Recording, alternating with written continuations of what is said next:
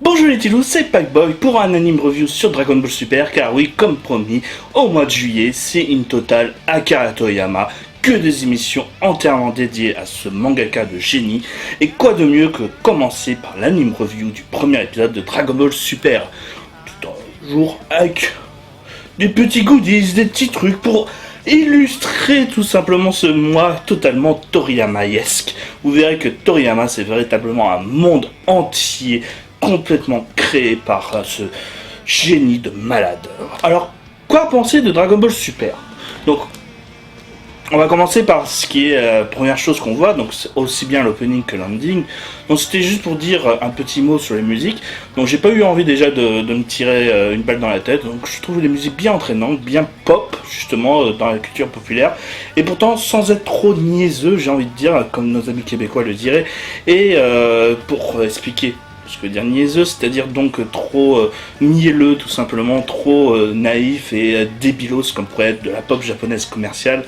Là je trouve que les musiques passaient bien, qu'il y avait une bonne ambiance, une bonne animation. Bon, on ne loupe pas encore une fois l'ending qui veut à tout prix jouer sur la nostalgie un petit peu avec ces images et ces mondes qu'on revoit, mais avec des images que fixes. Donc, enfin presque que fixes, il y a heureusement un petit peu d'animation, mais je trouve ça un petit peu léger pour un ending, donc voilà.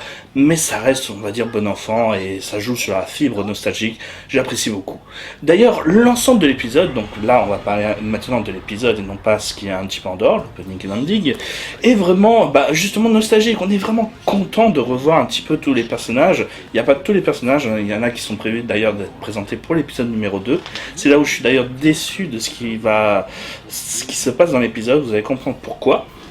Mais donc, dans l'ensemble général, on joue beaucoup sur la nostalgie, on revoit Videl, on revoit Gohan, on revoit Piccolo qui joue le stalker sur ce couple. Voilà, c'est pour dire, je comprends pas pourquoi, mais Piccolo les suivait. Et on revoit Goku, bien entendu, on revoit Gotenk, on revoit Trunks, on revoit Videl, on revoit Gohan. Voilà, c'est les personnages qui reviennent dans cet épisode. Donc Boubou, je crois, j'ai oublié de le dire. On revoit un petit peu donc l'ambiance dans laquelle on les a laissés après le combat contre Boo. Donc Boubou qui justement voilà, est un petit peu caché par Hercule Satan et qui lui donne à bouffer et qui lui fait des massages. Goku qui maintenant est vivant doit travailler dans les champs avec Chichi. Voilà, donc Gohan et Videl qui sortent ensemble bien entendu, et Piccolo qui les stole comme je l'ai dit. Voilà, si vous avez lu le premier chapitre de Dragon Ball Super qui est paru sur db-z.com, vous pourrez voir aussi l'épisode de Dragon Ball Super. Donc en règle générale, le chapitre de Dragon Ball Super qui a été diffusé raconte l'histoire principale. Donc il n'y a pas ce petit filer qui va se mettre au beau milieu de l'épisode, j'ai envie de dire. Pourquoi filer?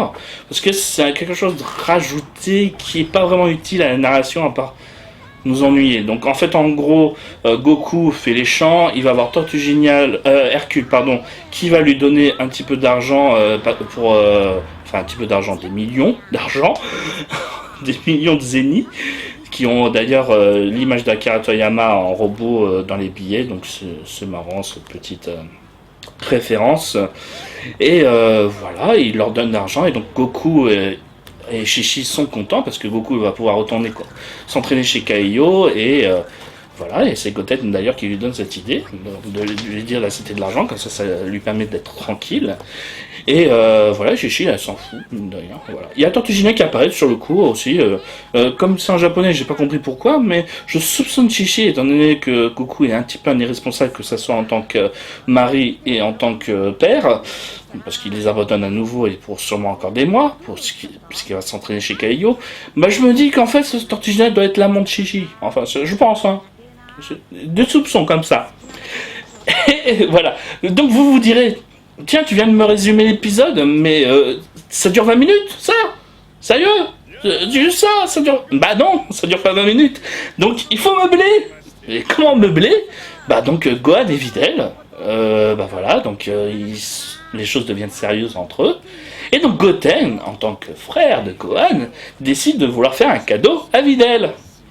Donc c'est pour ça que j'appelle ça un épisode filer. Enfin, ce passage-là, je l'appelle filer parce que théoriquement, ça va pas faire avancer l'histoire. Ça, c'est juste pour se donner un petit délire avec des moments d'action, j'ai envie de dire, puisque Goten et Trunks donc vont rechercher un petit bijou au début, mais ils vont remarquer qu'ils n'ont pas d'argent.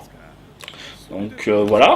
Et ensuite ils vont aller dans une fontaine d'eau qui semblerait à des cures thérapeutiques, en tout cas bonnes pour la peau, pour l'offrir à Videl, et ça c'est gratos. Sauf qu'elle est protégée par un énorme serpent qui vont bien entendu combattre de manière filer, donc c'est-à-dire qu'ils vont mettre du temps à le combattre, alors que Trunks va l'atomiser en 2 secondes au final. Hein. Donc je vous prête pas, hein, c'est un serpent de merde, et il est censé rien arriver de plus, hein, voilà.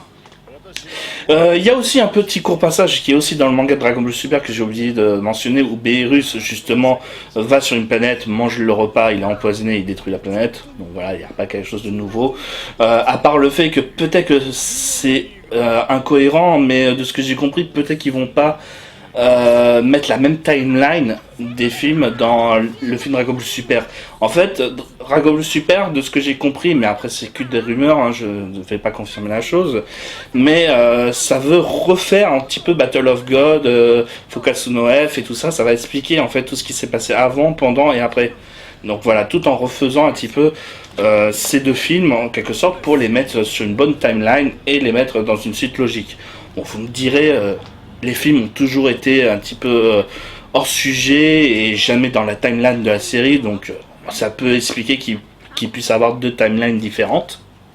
Avec donc les petites rumeurs comme quoi ils vont aller combattre dans l'univers 7 qui est celui de Champa pour le nouveau personnage qui est Beerus, mais en gros, voilà. Et qui vont avoir des boules de dragon super. Enfin des super Dragon Ball qui vont devoir chercher. Donc voilà, il y a beaucoup encore un petit peu de mystère, un petit peu. Là, l'épisode ne raconte rien à part de mettre en place, donc on va pas cracher sur la soupe, on est content de les revoir, mais il se passe rien, donc on peut pas en dire grand chose non plus encore de cet épisode. Il y a des dessins qui sont très très mal faits par contre, surtout quand par exemple les personnages ne sont pas en premier plan ou dessinés en tout petit. Je pense à Goten par exemple qui plus d'une fois par exemple dans le magasin où il va trouver la petite bouteille pour mettre l'eau par rapport au vieux, bah c'est très moche. À un moment ils vont pas dessiner les lobes d'oreilles sur Goten, je sais pas pourquoi. Et Videl, c'est une catastrophe, presque un dessin sur 2. Enfin, peut-être que je déteste son look, mais franchement, il y a des dessins qui sont très très mal faits. Un petit peu comme Fukatsu no F. Si vous avez vu mon anime review, il y a des dessins qui sont honteux pour un animé d'aujourd'hui. Et c'est vrai qu'en plus, le design de Toriyama, voilà, donc il a un petit peu d'âge. Bon, ça passe encore largement pour un animé d'aujourd'hui, mais si en plus on va mettre des erreurs de dessin, voilà, ça va pas aider un petit peu la nouvelle génération à apprécier ce dessin animé, ça va lui donner un côté un petit peu trop vieillot, je pense. Encore une fois, voilà, je pinaille et tout ça, mais voilà, c'est un vrai plaisir de revoir Dragon Ball. C'est un vrai plaisir de suivre à nouveau Dragon Ball toutes les semaines, un petit peu comme la période où j'étais fan du Club Dorothée, donc voilà. C'est un véritable bonheur. Maintenant, à voir qu'est-ce que ça va poser. Pour un premier épisode, il y a beaucoup d'erreurs. Question dessin, question scénario, question ambiance. Le prochain épisode, là, c'est maintenant sur la famille Vegeta. Donc j'aurais aimé d'ailleurs qu'il s'attarde par épisode sur une famille. Mais le petit premier temps, comme je l'ai dit au début de l'émission, bah voilà, ça s'attarde aussi beaucoup sur Trunks. Alors qu'on va le voir dans le second épisode. Et j'aurais aimé que Goten aille chercher tout simplement tout seul la bouteille d'eau, et au final non, c'est surtout Trunks qui va prendre tous les louanges, et voilà, donc c'est dommage. Mais voilà, c'est pour pinailler. Là on va voir Vegeta qui va être dans une danse, enfin dans une partie où ça danse et qui va être poussé par tout le monde, et qui va proposer des vacances à Bulma et Trunks, donc ça peut être marrant à regarder, je dis pas le contraire, voilà. Faut voir comment va se passer l'ambiance. Il y a un petit passage chez Kaio normalement à suivre, j'ai envie de dire, à suivre, donc la semaine prochaine.